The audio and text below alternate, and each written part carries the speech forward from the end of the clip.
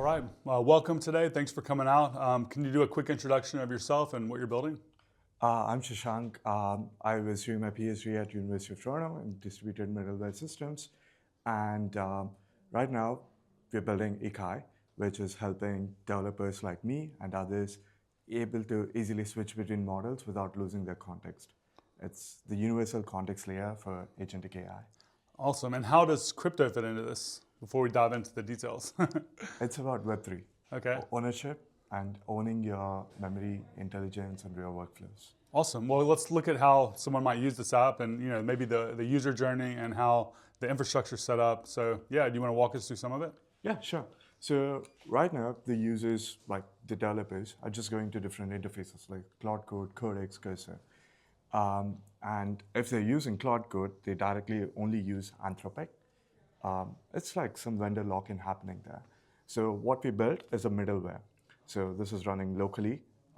It's a publicly available GitHub repository. So they connect with Ekai Gateway, and this gateway is then letting them use any inference provider of their choice.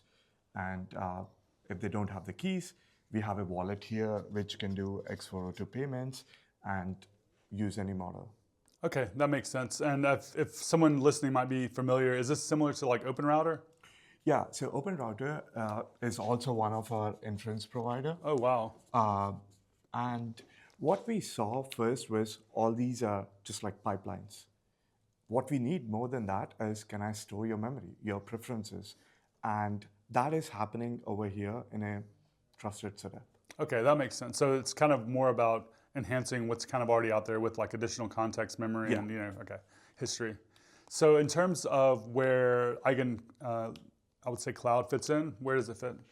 So right now, Ekai Gateway is open source, and we are seeing around 200 clones on a biweekly basis while we're still building it for routing and for memory and context.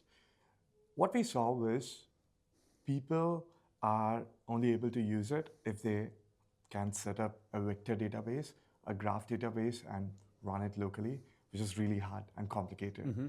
So we want to make the developer user experience easy. So our goal is to provide the sovereignty that I'm not manipulating your context or memory, at the same time, giving them convenience. So that's where we see everything going, all of this setup, going inside like a verifiable cloud. This is... So you might like Dockerize all this Yeah. and have it available in EigenCompute Yeah. as a TE or something like that. Okay, that makes a lot of sense.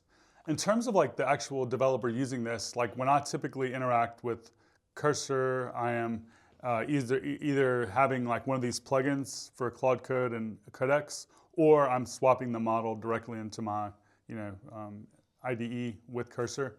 Yeah, what would the I would say interface look like if someone's already using Cursor as an IDE? Can they also use Ekai? Yeah, so I'm not changing anything on the interface side. It's just a local environment variable which is going to change. So instead of, say, from Cloud Code, instead of hitting an Anthropic endpoint, you're hitting localhost or the EigenCloud endpoint. And that, from there, gets rerouted wherever it needs to go. Got it. So it's essentially, you're kind of doing similar to OpenRouter where all of the APIs have, have the same API. All the endpoints have the same API? Yeah. Okay. Are you also offering EigenAI?